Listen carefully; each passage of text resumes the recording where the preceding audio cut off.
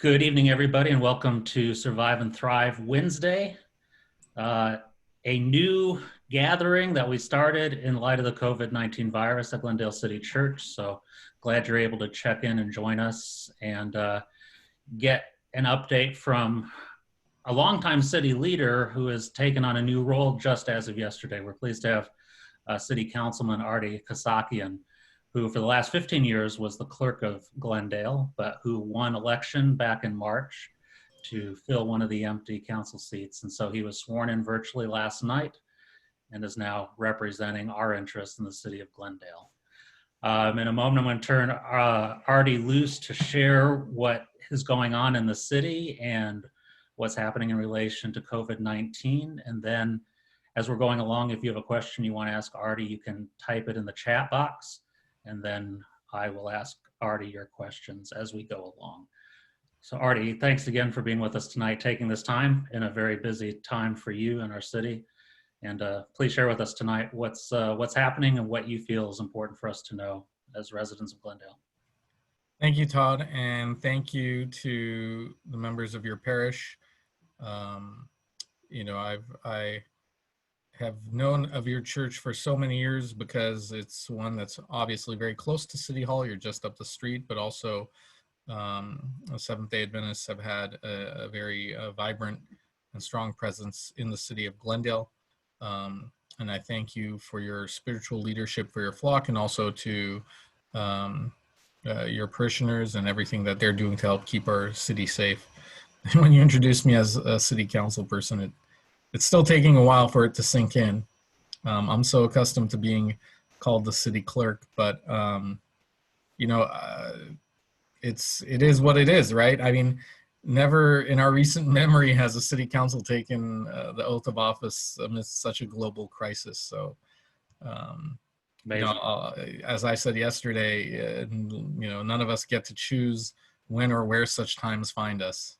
The only thing we can do is control our own actions, and I'm going to definitely try to guide the city in the best way possible with my fellow council members, and of course with the guidance of the citizens of Glendale. And of course, just interactions like this help tremendously to hear from folks. And if possibly more people join us, or if afterwards they have questions, I'd be happy to answer them if you forward them along to me. Since this is for your parish, I will mention that yesterday when I took the oath of office virtually, literally from where I'm sitting now, I did wear a tie. I tried to, keep the dignity of the occasion. Although I was only dressed up from the top up. On the bottom, I was wearing sweats. And I was really worried someone would ask me to stand. But, when we're looking at these hard times and we try to find wisdom in places, whether it's in scripture or from the writings of those who came before us, Marcus Aurelius, one of the 4 great emperors of Rome, oversaw during his tenure the Antonine Plague, which ravaged Rome, and his writings have been somewhat insightful. But I found inspiration from John F. Kennedy, not from his written words, but I mentioned yesterday during my council acceptance or swearing in, from a prayer that he would keep on his desk that was given to him, I believe by a commander in the Navy. It was the Breton fisherman's prayer. And it was very simple. It says, "Oh God, thy sea is so great and my boat is so small." And I referenced that during the swearing in because I think that, as we're facing this pandemic, we realize that this is really like a great and mighty sea sent by God. It is of nature undeniably powerful. We will hopefully be able to overcome it with science, but like the sea, its vastness is still unknowable. It is absolutely global, more so than anything else that we've faced up until now. So it's hard not to be concerned. And if your listeners and your parishioners and your spiritual leaders and colleagues are all concerned, trust me, no one is more so than someone who took the office for the first time as a council person.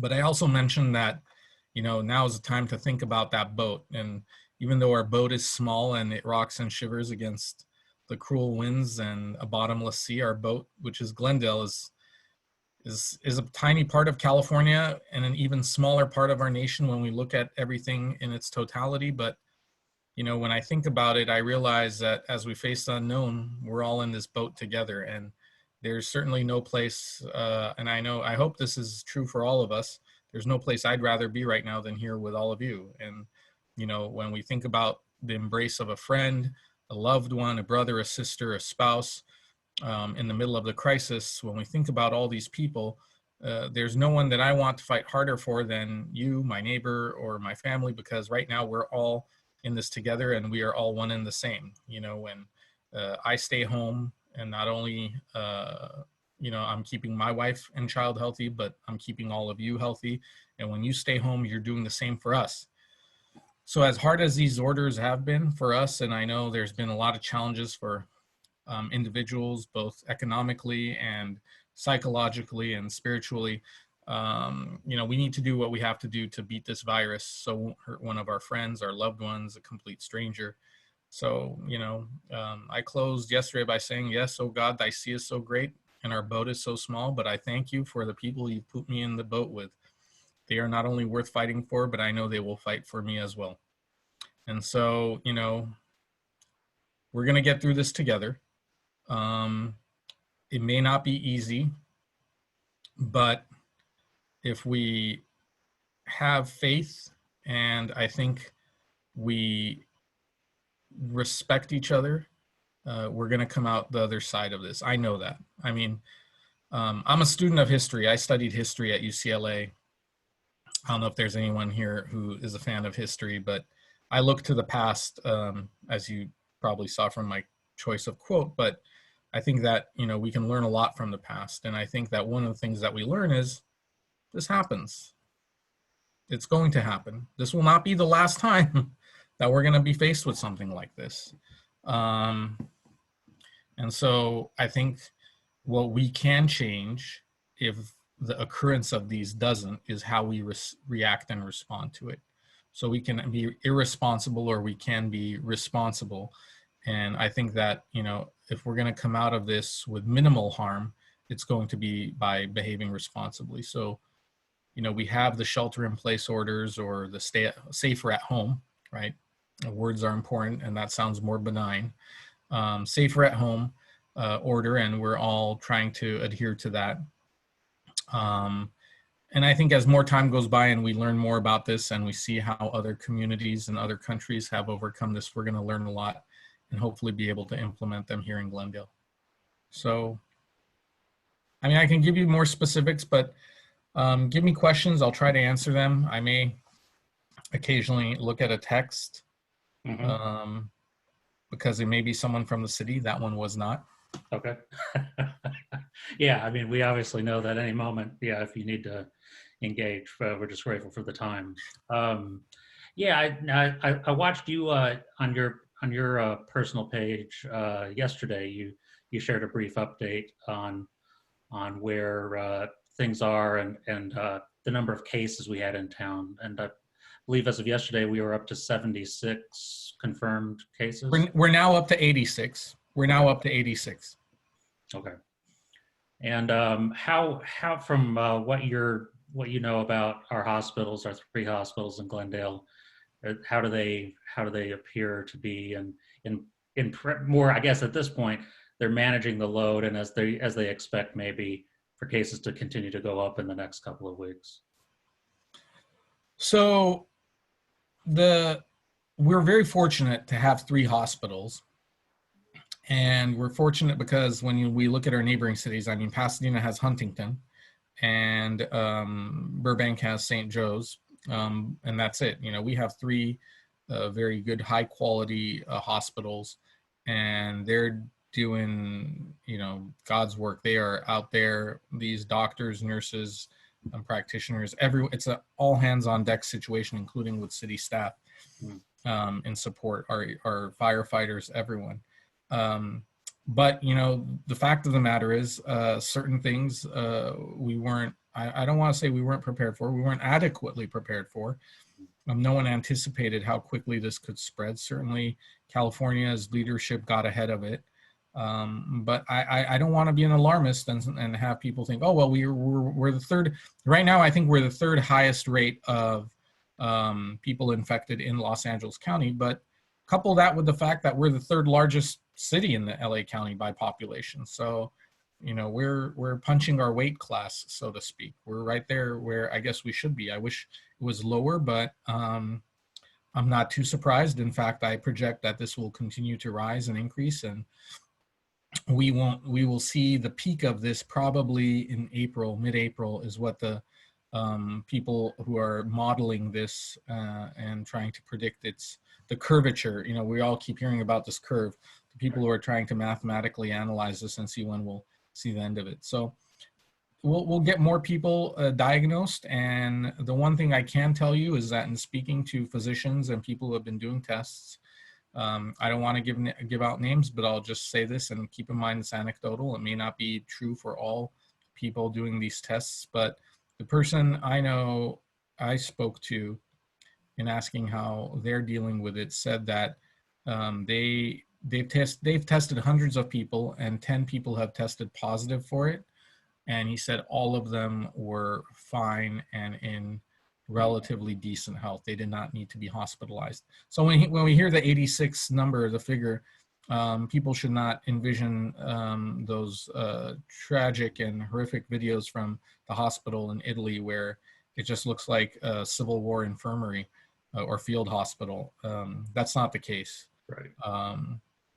If we all maintain our distance and are careful, wash our hands, which has been the one proven way to avoid transmission or contraction of this virus, we should be fine. Yeah, it seems like there's this constant effort that those of you in the public sector and those on the front lines are trying to keep that kind of balance of saying, you know, yeah. Leaf did a perfect job, by the way. Leaf just coughed into his elbow. I like that. Thank you. Great. I don't know if you intended that demonstration, but if you have to. Well, yeah, life is a good citizen. I'm just trying to impress. You did a good job. You know, and you hear, you know, in some degrees, California was a little earlier to the stay safer at home measures, and so there's some, you know, very cautious optimism that bought us some time, a little more time to get ready, but at the same time, like you said, even with the good news that a lot of those who are confirmed having the virus are not suffering severe consequences from it, the issue is still there, is that it's so easy to carry it. Absolutely. You can, any of us can turn somebody who's at risk. Yeah. Any of us can turn into a carrier and a weapon. And that's the hardest thing about convincing, particularly to the younger generation who feels they're invincible, is that, look, you will probably contract it and be fine. Although we've heard the anecdote, we've heard the isolated story, the random story of the infant, the toddler, the teenager. I think now every age group has had one fatality at the very least, right? To put all of us on edge. However, statistically and odds-wise, it's more likely that most of us will be fine. However, even if we are fine and we're a carrier of this virus, do you really want to risk being the person who passes it on to someone that results in a complication or a fatality? And I certainly don't. I know many of you don't, and I hope more people understand that they don't. Yeah, absolutely. I was going to ask you from the what tangible things have you started to see and will I've started to see, you know, for example, we've received the ship, is it the Mercy? Is that the ship that came into the US port of San Pedro? Mercy, yeah. And so resources moving into position for handling the spike that's coming. Anything that you're aware of, or other things, movements that are happening from the federal or state level that Glendale is seeing or the county is seeing come in? Everyone's pitching in. I can tell you that. I had one of the board members and controllers of someone with a majority stake in one of the largest bridal gown manufacturing companies offer their seamstresses help to repurpose their equipment and start producing masks and hospital gowns. People who have retooled their factories to start producing sanitizers and other necessary goods. So I think that now I think in about a month, we're going to probably see an overabundance of some of this material in the stores, which would be welcome because, those of us who've made attempts to go to the stores to resupply have seen some scenes that I never thought I would see in a developed first world country like ours. But things are getting there. I think that the one things that we have is we're still trying to figure things out. Just today, the suggestion came up as to where to house hospital workers who have concerns about perhaps having the virus and don't want to go home because they have someone who's immune compromised or maybe have someone living with them that they don't want to infect. And so where can they be so they can go change, sleep, and then go back to work, that lather, rinse, repeat mode that they're all in. In our city, we've obviously seen our fire department and our police step up and support the community in addition to their other ordinary duties or day-to-day responsibilities of keeping the city safe. They've pitched in to help with the school lunch distribution program for those families that can't afford food. The schools are still passing out lunch and distributing it to those children and families in need. And it's with drive-up pickup at the schools. In addition to that, any seniors or individuals who may not feel comfortable going to a grocery store, and I know going and resupplying is necessary, but be careful because you are entering a place where, we've now limited where people can go. And so everyone is going to grocery stores, and not to create, not to sound like an alarmist, but you should know what situation you're getting into and practice safety. If you have gloves or access to gloves, use them. If not, make sure that after you return from the grocery store and while you're there, don't touch your face, don't suck your thumb, don't put yourself at risk to get infected. And as soon as you come home, wash yourself, clean yourself to be able to ensure that you will not have that virus. Maybe undress and put all your clothing immediately into the laundry if you can, or in a bag until you can get it to the laundry. But our firefighters are now delivering and along with volunteers, bringing groceries and meals to those individuals who don't feel comfortable going to the grocery store. And if anyone has any questions about that, they should go to the City of Glendale's website, or they can call 818-548-4844, 548-4844. And you can access information also, as I mentioned, through the city's website, www.glendaleca.gov. And I think those are some things that have been, it's great to see the city mobilize. Of course, we have a very unique city in the sense that it's a very diverse population. English proficiency is sometimes a challenge in getting information and the message across to whether it's the Armenian-speaking community, Spanish-speaking community, or otherwise. We also have Korean and Tagalog as some of the major languages spoken here. But we're doing our best, and we're trying to keep up. Good. Could you go over some of the emergency measures that the city put in regards to rent, utilities, things like that people who maybe furloughed or unemployed at the moment, concerned financially, what measures are available to them if they're living within the city limits? So as it stands right now, no one can be evicted for non-payment of rent. There's an eviction freeze, no cause eviction. And there's a rate hike freeze as well, I believe. There is a rent hike freeze. There is a rent hike freeze. But the eviction one is a no cause eviction type freeze. So if someone did something, I believe currently under the law that warrants an eviction, illegal activity or whatever it may be, then I believe the landlord still has the right to evict the person. But if they're evicting him simply for non-payment or for something that's out of the tenant's control, such as being furloughed, fired, let go, reduced, having hours reduced, they cannot be evicted. And that is in effect through the end of April, and it will most likely be in effect till the end of May.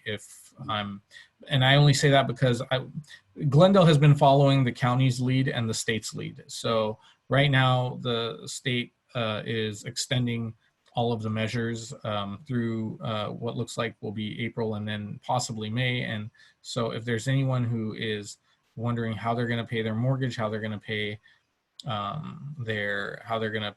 their rent, for the time being, there is no way for the banks or for the landlords to evict you. However, that doesn't mean that the rent or the debt is forgiven. And whether it's a car payment or whatever else, my recommendation is for people to contact their lenders, let them know of the situation, put it in writing, document the conversation. And in the meantime, we're waiting for some greater engagement and involvement from both the federal and the state government. Because ultimately, I mean, even if we had a rent forgiveness program, the landlords would still have to pay the banks. Right. I mean, everyone owes someone money, I guess, right? I don't own this house. Chase Bank owns it. We just get to live in it as long as we pay them on time. Right. So as long as there is some intervention from the higher powers above, be it Washington or Sacramento, then I think locally we can also follow suit. But for Glendale to do it unilaterally on its own, I think it's still a bit early and premature, unfortunately. But know that you cannot be put out in the street right now, at least through the end of May. I know that doesn't give people the level of comfort maybe they are seeking, but it gives them some. Right. And it sounds like from the same city council actions, we've already started communicating to our church members they don't expect to be back on campus any earlier than May. And now, like today, we saw that Governor Newsom has said that schools should just remain closed for the remainder of the school year this year. It seems like that people are already starting to expect this to go on into May for the sake of continuing to flatten the curve and get through the infection, the contagion time.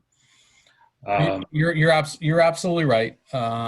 You're correct, and I think that don't be surprised if we continue to hear about the COVID-19 coronavirus through November. I mean, it's just as we look at that curve, and I think people need to understand when we're talking about flattening the curve, it's not necessarily reducing the volume of people that are going to contract this. It's just spreading it out and over a period of time where our healthcare system can adequately respond and deal with it, versus flooding the hospitals and our emergency services, which would result in a much higher rate of loss of life than normally would have happened.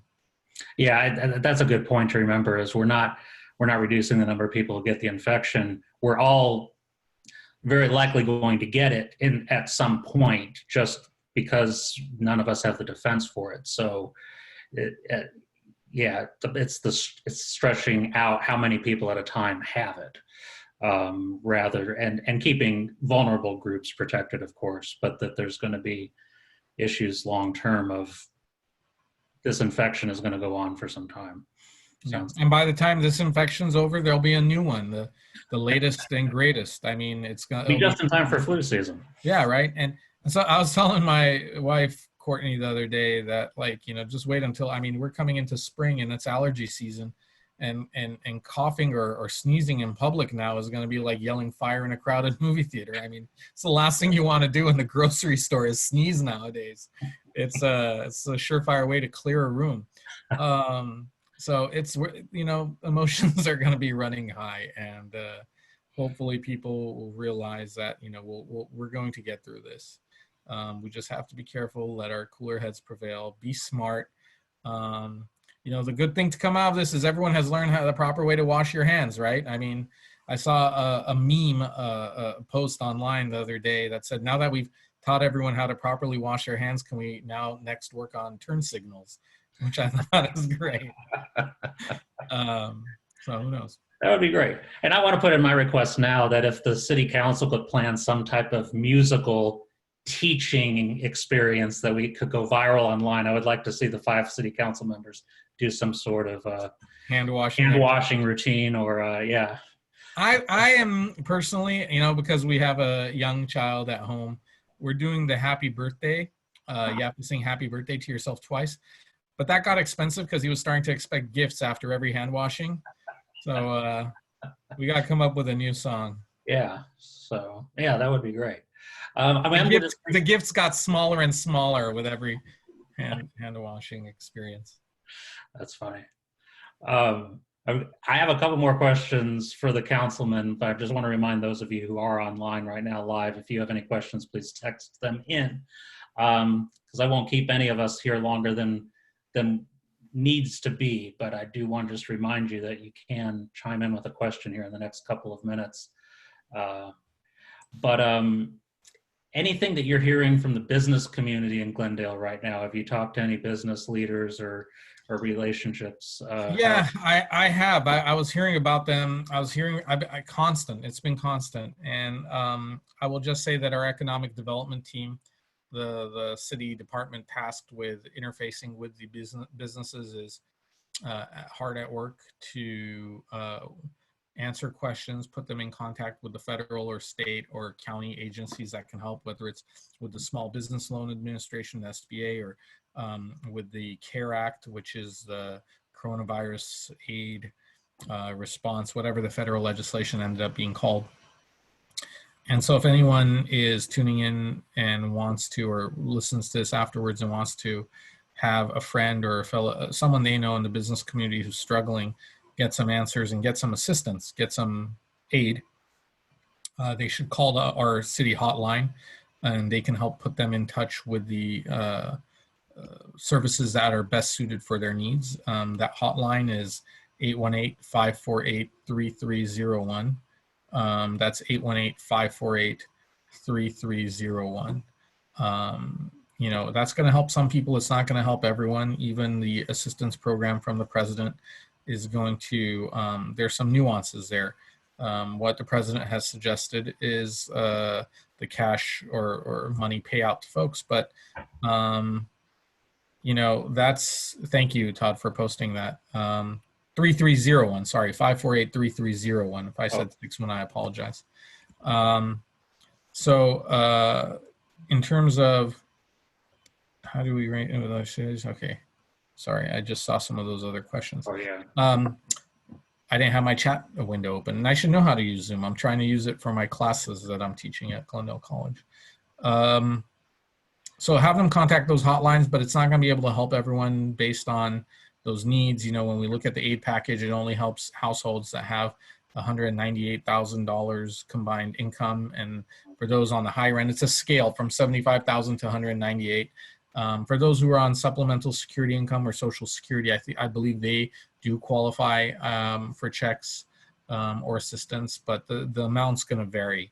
And the reality of it is, the longer this thing drags out, you know, those checks are going to seem less and less significant in comparison to the needs that people have. So it might be barely enough, but really what's going to get us through this is all of us helping each other out. Nonprofits, government agencies, private businesses, and just neighbor to neighbor kindness and gestures of goodwill. Yeah. To go, let's see. So the first questions that came into you. Thank you, Leela, by the way. You're absolutely right. That is the SBA website. And I believe it's a loan or a grant. I read somewhere that it's a grant as well. If there's no repayment of the $10,000, it's fine. If it goes to payroll, is it right for paying Exactly. employees, right? Yeah. And then to the other two questions from Dave up above, we talked about those early on in our discussion tonight. But so we're, like you said, our number of cases are third in the county, and we're the third largest city in the county at about. And we have 3 hospitals, and keep in mind, a lot of folks are going to come from neighboring communities to get treated in Glendale. I don't look at the Glendale number, by the way. When I'm looking at what the infection rate is, I look at it in the immediate area, and I have a list of communities. This is just me personally, in terms of tracking this as interested citizen, and as well as now, I guess. So interconnected. It's yeah, as a council member, and it's over 200. It's well over 200. I mean, Silver Lake, Eagle Rock, Atwater, Tahunga. I take all of the communities that surround us, Burbank. The one place I can't figure out why their numbers are so low, and I'm trying to figure out what's happening with their reporting, is Pasadena. The numbers coming out of Pasadena are extremely low, and I don't have the answer to that. I asked it today, and I'm waiting to get an answer on it. Okay.